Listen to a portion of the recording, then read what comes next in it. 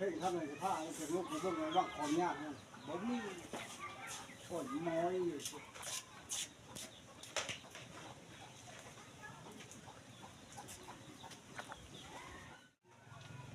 ทักทายสบายดี FC ทุกคนถือว่าโดนแล้ววันลงคลิปทุกคนเลยถือว่ามื้อนี้ก็บ่ได้เข้าป่าเข้าดงเนาะแต่ว่าสิมาซ้อมเบิ่งกันแบตเตอรี่หรือว่าไม้ไผ่ทุกคนเห็นอยู่ในคลิปเขามันเพลแล้วเลยโอ้ยว่ะคือซ้อมได้ซ้อมดีแท้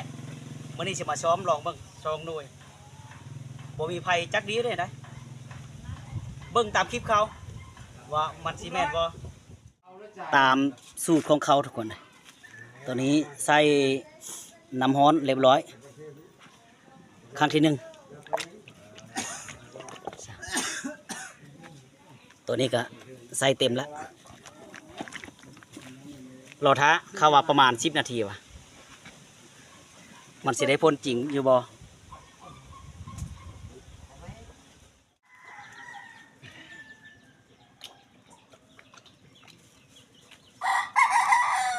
ครบ10 นาทีเรียบร้อยทุกคนตามสูตรมันเก่าบ่ทับเอาโคนบ่โบ่ได้ล้างคลองเบิ่งบ่มีไผจักดีทดสอบ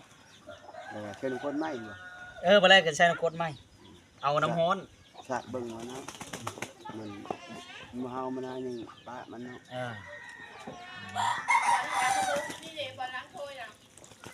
อันนี้ก็น้ำบ่ดำเนาะเจ้าสิได้อยู่บ่จ๊ะ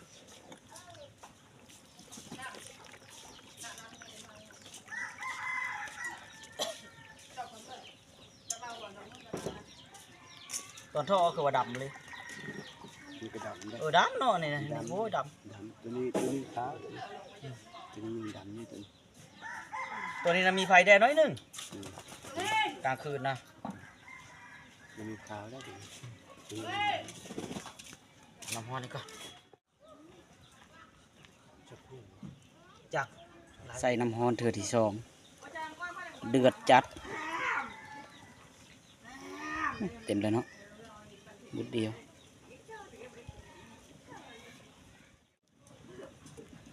เต็มเบิด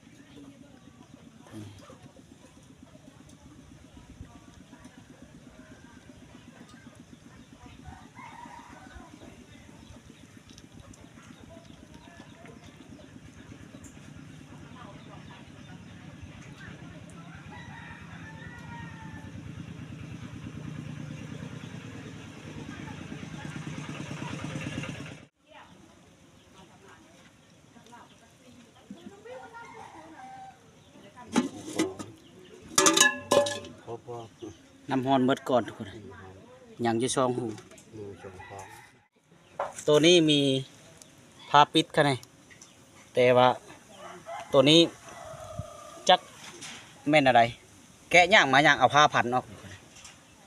พันออก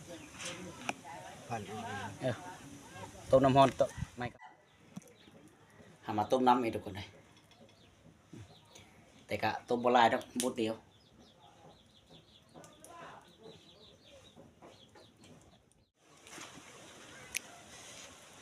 เฮามาเบิ่งแบตคือเก่าตัวนี้ถือว่าใช้งานได้ประมาณ3 ปีแล้วทุกคนแต่ว่าตัวนี้ซื้อก่อนตัวนี้ซื้อก่อนตัวนี้เพก่อนจนบ่มีแสงแล้วตัวนี้เริ่มมีแสงอยู่ว่ามันสิใช้งานได้บ่ถ้าให้น้ำร้อนมาตัวนี้บ้านเฮาเอิ้นม50ใหญ่ทุกคนเลยตัวนี้ประมาณ20 ปีใส่แพงโซล่าตัวที่ซากแบตอยู่นี่ก็ถือว่ามันบ่ได้มีหยังละต่อลงเลยต่อใส่แพงเลยแต่ว่าคีบไว้สิน้ำของนี้น่าจะพดเลยฟังเสียงดังวอดเอาไปใส่โอ้ยร้อนโอ้ยร้อน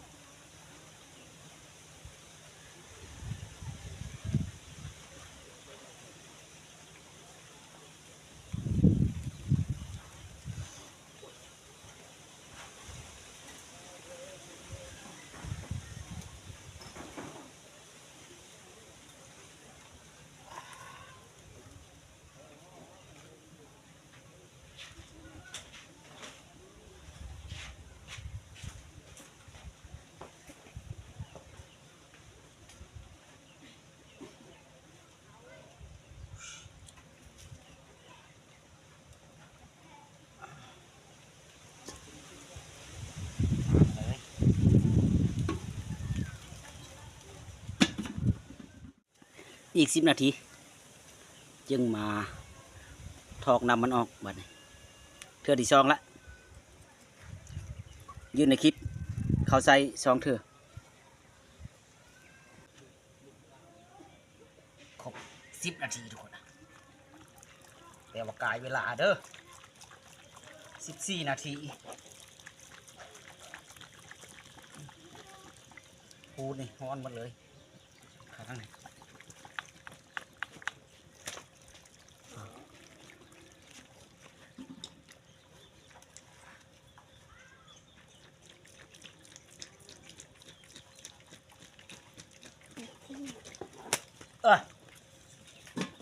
ฮ้อน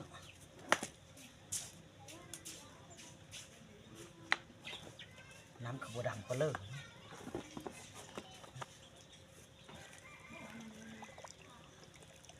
พร้อมเลย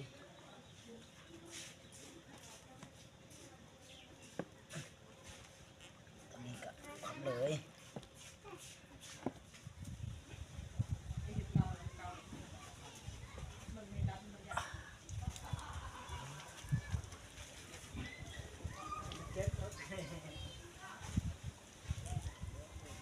โอเคได้สิท่าน ไปตาแดดเลย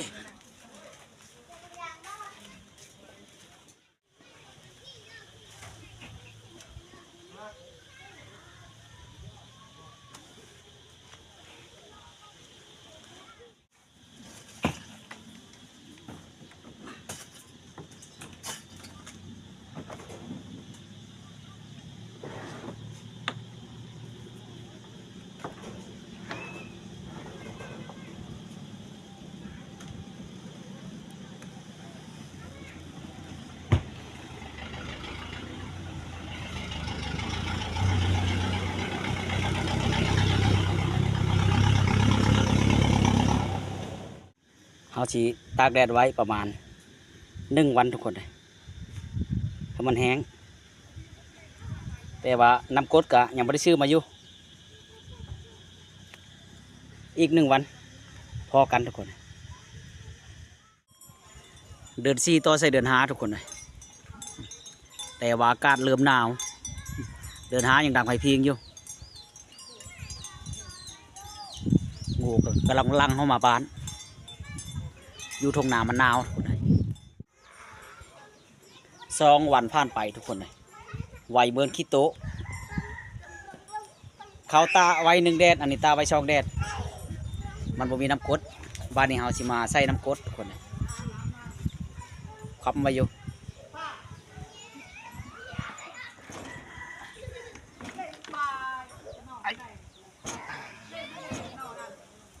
อากาศมันเป็นสีหนาวๆทุกคนเลย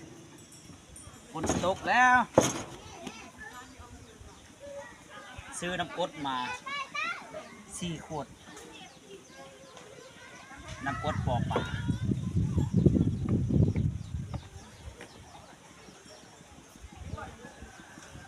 ตัวนี้มีน้ำกรดบัดตัวนี้คือสิว่ามันแห้งคือสิว่าบ่มีน้ำกรด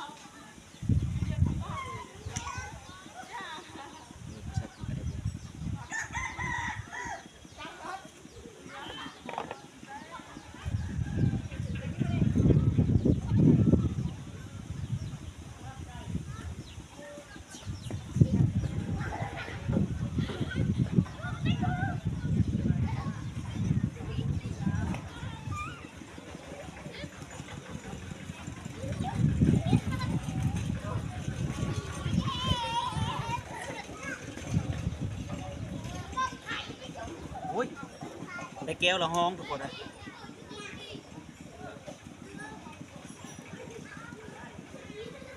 หมดเลย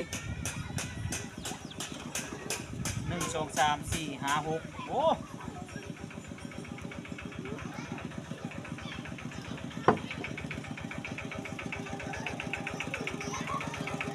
ซื้อมาแต่4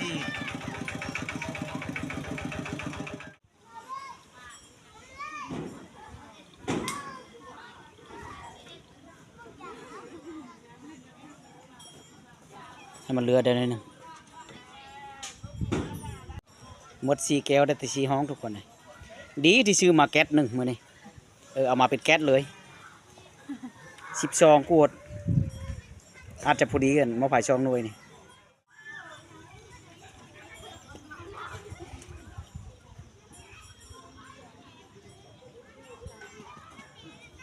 แอบเบิดพอดีเลยแต่ละห้องพอดีเลยเห็นมีน้ำเบิดเจ้าว่าสิได้พ้นทุกคนเลยเบิ่งเงินตาแมวเข้ามานี่เปลี่ยนสีเขียวๆเลยนี่ตะกี้น่ะบ่เห็นเขียวเลยตัวนี้ตื่นเช้ตัวนี้บัดนี้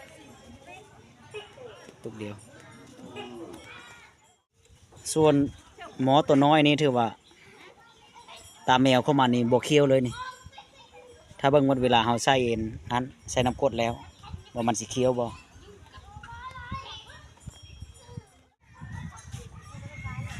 ตัวนี้ได้3 ห้องต่อป่องหนึ่งอีก3 ห้องตัวนี้มีแต่ช่องป่องตัวนี้6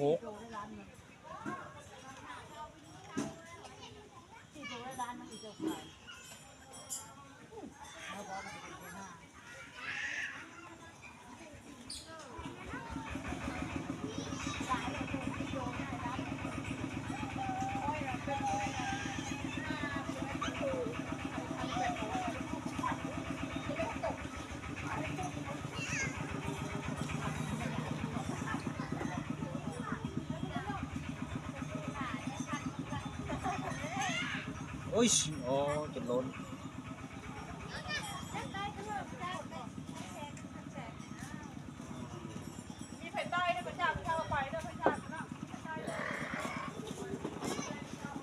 เอามาไผ่นี่แหละหลังจากใส่น้ำกรดแล้วผัดบ่เป็นสีขาวเด้อทุกคนเด้อบัดนี้เด้อตาแมวของมันนี่เป็นลักษณะสีแดงๆสีเขียวๆคือกันแต่ว่าตอนนี้ค่ำเลยถือว่าเฮาซากบ่ได้เสียได้ซากใส่อันแพงอันโซล่ามื้ออื่นเฮาสิพากันซากลองเบิ่งเบิดมือเลยมื้อนี้ไปโอ้ยมันกดจนล้นลายเกิดไปมั้ง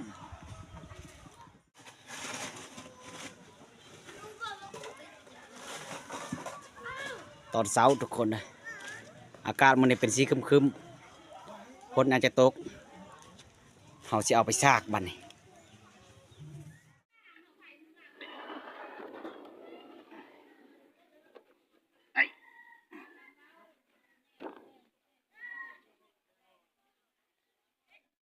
ห้างกูเลย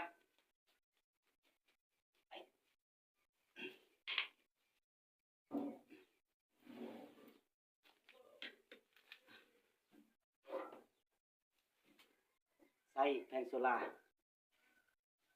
ตู้นี้ก็เป็นตู้เก่าคนตู้หอยเก่าอะไรตั้งแต่ข่าวปี2000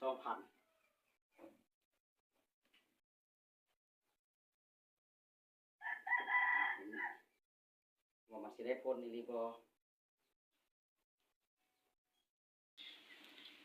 เสียดายมันบ่ได้ทุกคนเลยตอนเที่ยงไผ่มันสิเฮาอยู่บ่มันนี่แต่ว่าเมียคอยเฮ็ดกินแซ่บอยู่เลยทุกคนเลยตำข้าวเปียกน่ากินใส่แต่ผักละลาได้บ่มีหยังเลยอีนายนี่เราคนเป็นคนมักผัก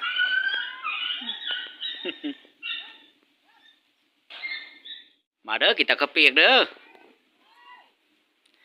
ตำข้าวเปียกใส่ผักกินแต่ผักนี่นะตกยางคำแหลมมาแล้วทุกคนเอ้ยดอกไผ่เฮากินไต้เองตัวนี้แพคชูล่าเฮาไปทดสอบเบิ่งกันหม้อไผ่แถวบัดนี้มันสิได้พ้นบ่ทุกคนนะหม้อไผ่น้อยเฮานี่เปียกกินหมดทุกคนเลยน้ำกรดออกถือว่าใส่แผ่นซากยังแห้งอยู่แผ่นซากทดสอบแผ่นกระดานดอกไผ่มืดตื้อโอ้หุ่งดีทุกคนเลยโอ้ได้ผล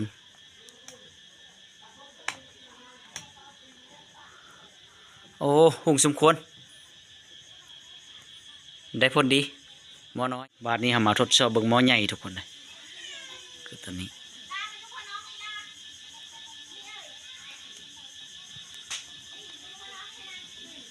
โอ้ตัวนี้แห่งหุ่งหมอใหญ่แห่งหุ่งทุกคนเลยโอ้ถือว่าได้ผลเด้อหมอใหญ่นี่บ่ได้อัดเลยทุกคนเลยเห็นแต่น้ำกรดอยู่ถือว่าได้ผลทุกคนเลยถือว่าเห็นความจริงแล้วบัดนี้ได้ผลนี่ลิหากแต่ว่าหมอไผ่ยังมันยังบอนโดนไปเลยเด้ประมาณเดือนหนึงนี่แหละเดือนหนึงที่บ่ได้ไตบ่มีแสงไผ่เลยตรวจสอบเบิ่งเนาะจากการนั้นต้มน้ำร้อนลูกเอาแล้วก็ใส่น้ำกรดใหม่ถือว่าคลิปนี้ได้ผลทุกคนเลยถือว่าทดสอบเบิ่งหมอไผ่ที่ว่ามันกำลังที่ว่าใช้งานบ่ได้แต่ว่าบ่โดนบ่ได้เด้อทุกคนนะถ้าว่ามันโดนแล้วก็บ่จักยังอีกหน่อยนึงยังอีกหน่วยใหญ่บัดน่ะมื้อหน้าสิทดสอบเบิ่งหน่วยใหญ่หน่วยซำนี้ถือว่ากับหน่วยน้อยถือว่าได้ผลดีทุกคนเลยได้ผลอีหลีทุกคนเลยสำหรับคลิปเฮาก็ขอจบเพียงเท่านี้เด้อขอบใจที่ติดตามรับชมเนาะทดลองเบิ่งการที่ว่าล้างหม้อไผ่ที่ว่าใช้งานบ่ได้ทุกคนเลยได้ผลดี